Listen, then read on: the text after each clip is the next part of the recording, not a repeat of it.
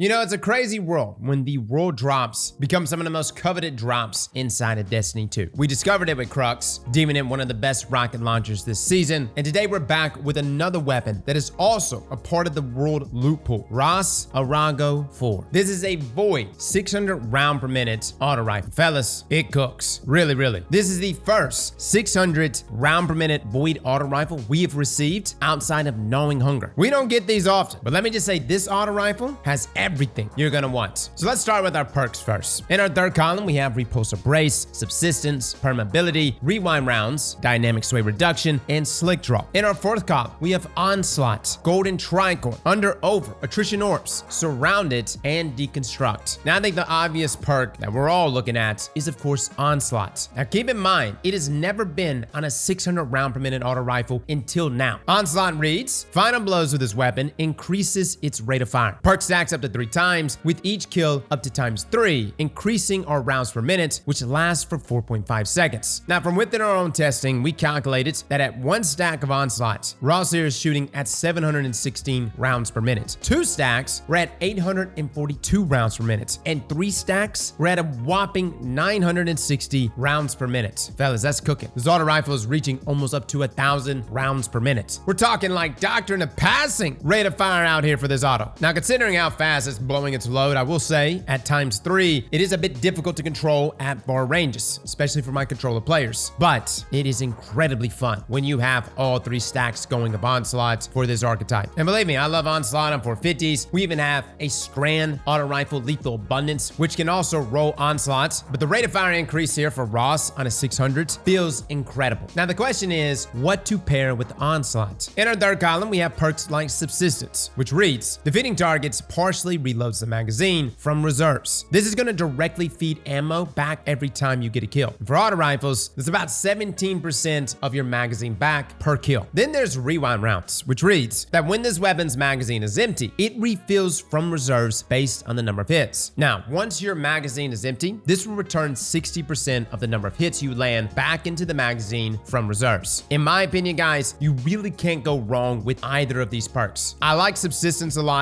I will say in like GMs where things do get a bit tankier, yes, Subsistence might not proc for you nearly as often if you're utilizing Ros to take on those heavier meteor targets, but really either one of these perks is fine. Now originally, I was actually looking at Permeability. I like Permeability before its most recent fix, where essentially you could stack on multiple surge mods. But this perk reads that using your class ability changes this weapon damage type to match your subclass until you stow the weapon. Now I think this perk is still pretty good if you're like utilizing a Strand build, you're taking advantage of unraveling rounds. But again, what made Permeability so good before was the ability to stack Foe Tracer, multiple surge mods, and essentially have 7 surge mods active at one time. But Bungie has since fixed that. Then we have Repulsor Brace, where defeating Void debuff targets grants an overshield. This is a great perk if you're leaning into Void 3.0, and most notably, if you are a hunter with Gerfalcon's Hallbreak. Granted, this doesn't necessarily synergize great with Onslaught, but the point is, activating Gerfalcons, where your Void weapons are granted volatile rounds when coming out of invisibility, you can then pair that with a perk like Repulsor Brace. Now, if you weren't going to go the route of Onslaught, you have some other good perks. Golden Tricorn, where final blows with the weapon grant bonus damage, and while the buff is active, grenade or melee kills of the same damage type greatly increases its damage and duration. Now, this is a 15% buff for that first stack, and it lasts for 7 seconds. But if you happen to get a powered melee or grenade kill, which is really easy for grenade kills on Void 3.0, this bumps our damage up to 50%, which lasts for 10 seconds. The problem with Golden Tricorn, though, is that you cannot refresh that 50% buff with the weapon itself, which is why if you're rocking like a Golden Tricorn build and you're synergizing it with the grenade build, you really need something like Demolitionist. You need a max out discipline. You need to do everything you can to pretty much always have a grenade on hand. Now, in terms of other damage perks, we do have Surround It, where the weapon gains bonus damage when 3 or more enemies are in close proximity. An easier perk to proc on other archetypes. This is an auto rifle though, guys. I don't really know how often you're gonna be within 8 meters of 3 or more enemies, which is why, in my opinion, out of everything here, Onslaught paired with either Subsistence or Rewind Rounds was the best role I got to play with, especially with Gerfalcons. And again, yes, Repulsor Brace is good here, but even just doing Gerfalcons with Subsistence or Rewind Rounds paired with Onslaught was putting out some beautiful damage. Now let's talk about Ros Arago's origin trait, which is one of my favorite origin traits in the game. game. Wildcard. Final blows with this weapon have a chance to create experimental submunitions at the target's location. Now, we've talked about this origin trait many times, most notably on pre-Aztecross. Essentially though, guys, on getting a kill, you will spawn Telesto bolts. It's really what it is, which makes sense considering the foundry of these weapons, them being castaway. Now, red bars give you 1 Telesto bolts, orange bars and mini bosses drop up to 3, and bosses drop up to 7. Now, you're not gonna like shift the game with these Telesto bolts, but they do add on some level of like zone control. So if you have a bunch of ads that are pushing you, those Telesto bolts will not only do damage, but it has almost like a stun effect where it messes with the ads that are coming towards you. Now let's talk about how Ros Arago is performing and how it feels. Keep in mind, guys, one thing that has felt great for all auto rifles has been the buff we got at the beginning of the season. Bungie essentially came in and gave us a 10% blanket buff versus red bar enemies. And against red bars, Ros Arago is dealing 2,381 damage per crit and 1,527 to the body. And against Carl here, we're dealing 1,598 per crit and 1,026 to the body. Now I want to compare different damage perks and how they're performing. Again, testing here on Carl with a base magazine of 41. Base Ros Arago has a total damage of 65,518 with a DPS of 16,380. Now, if we were to have golden tricorn times 2 on there, this obviously elevates things. Granted, the time duration, but let's just say in a perfect world, you're able to keep this up. We're looking at 98,277 damage in total and a DPS value of 24,569. Surrounded, if you were able to keep that procced, total damage is 91,717 with a DPS of 22,929. Now again, this is all at base, right? And the reason why I'm giving you these damage values is because we need to look at onslaughts. Now for onslaughts, obviously our total damage is lower at 65,518 back to base if we're not taking advantage of perks like rewound rounds. But in terms of DPS, onslaught times 3 not only outpaces surrounded, but it also outpaces golden tricorn times 2. Onslaught times 3 on Ros Arago is dealing a DPS value of 26,041. Fellas, that's nice. Even compared to some of our exotic primary weapons, this is really good for a legendary. Keep in mind, we have things like overload auto rifles this season, so you can overcharge this weapon. And taking it into activities like the coil, lost sectors, and even some nightfalls, this thing shreds. I was mainly using a subsistence onslaught roll, pairing it with Gerfalcons, and it felt so good. And again, we're not even talking about the damage buff that we can include with Gerfalcons if you were to take advantage of it. See, a lot of times we get focused on that first part of the perk where we get volatile rounds, which yes, is amazing. But if you happen to get a finisher off on a Caban while you're invisible, you gain a weapon damage buff. You also get things like reserve overshields and improved class ability regeneration, yada yada. The main thing is, fellas, you're looking at a 35% weapon damage buff when coming out of that finisher, which by the way, check out our finisher video. It's very important you know this. Your finisher and the elemental type of that finisher greatly matters. Now, this isn't supposed to turn into a build video or anything, but what I do love here is that Ros Arago times 3 with onslaughts with Gerfalcons. When you pair this with things like Vanishing Step, you go invisible on dodge, and coming out of it will grant your weapon volatile rounds. And then you have Stylus Executioner, where defeating targets affected by weaken, suppression, or volatile will then grant you true sight and invisibility again. Now, an interesting thing to note about our origin trait wildcard is that if you have an enemy that is affected with volatile and the Telesto bolt kills them, this wonderfully feeds back into Stylish Executioner, as those Telesto bolts getting that kill will still grant you invisibility. Now for abilities, you could choose Marksman Dodge to reload your weapons, Snare Bomb, Suppressor Grenades, Shadow Shot Deadfall for your super. For our fragments, personal preference for us, Echo of Cessation, where finisher final blows create a burst of void damage that causes nearby combatants to become volatile, which of course dips back into Gerfalcons here. But the best part of that is that defeating volatile targets will create a void breach, which is happening here constantly. Then you have Echo of Starvation, where picking up void breaches or an orb of power will grant you Devour to start healing. The other two fragments are up to you, but typically I like to use things like Echo of Persistence to increase the duration of our void buffs applied to us, and Echo of Vigilance, which grants us temporary void overshield when we defeat a target while our shields are depleted. Now this also made us try out our Repulsor Brace Onslaught combo. I wanted to see all of these things paired with Gerfalcons just to see if this is worth using, most notably to take advantage of those overshields. The problem with this is, of course, you do have to focus on reloading more, which means you definitely need to rock reload mods. And I found that I just personally miss having something there feeding me ammo. Now the other question is this auto rifle worth using in things like Grandmaster Nightfalls? That's a bit tougher to say considering how tanky everything is in GMs. I mentioned a second ago that I love this auto rifle in things like the coil. And sometimes when we make builds, it's not always from the perspective of GMs. However, in GMs, procking something like Onslaughts can be more difficult. But then again, that's exactly why Volatile is so nice here. Personally, I feel like things like Rewind Rounds is better in things like GMs, especially paired with Onslaughts, with Subsistence being great for everything else. But keep in mind, we do have Overload Auto Rifle this season, which of course overcharges Ros here. Now, with all that being said, is this a good auto rifle for PvP? Guys, I would choose other things. Don't get me wrong, I know it's got dynamic sway and onslaughts, and yes, you could take advantage of that. I have not found anyone with that role to give it a go, but the times that I have played with Ros Arago, I'm just not feeling it. Yes, it's got some good time to kill values. Base TTK is 0.8 seconds for this archetype. With onslaughts, at times 1, you're at 0.67 seconds, and at times 3, you're at 0.5 seconds. So it cooks. The problem is, at least in my opinion, is that the range is just not enough. Even a max 77 range Ros Arago, you're looking at 32.6 meters. There are so many weapons that can outclass that, from other auto rifles to hand cannons to pulse rifles especially. I'm not saying you can't use Ros Arago inside of PvP. I just personally find this weapon to be more of a PvE weapon. Granted, if you do have that role with dynamic sway, onslaughts, I would love to give it a go. I've literally tried finding people within our Discord who might have this role. But again, like I said at the beginning of this video, role drops have become some of the rarest drops in the game. With all that being said though, the fact that onslaught on this thing literally turns Ros Arago into like doctoring of passing from back in Destiny 1, this is something you guys definitely need to experience. And in my opinion, it is the best void auto rifle in the game. Fellas and ladies, thank you all for coming and watching, and as always, slap that like button like your mama told you right.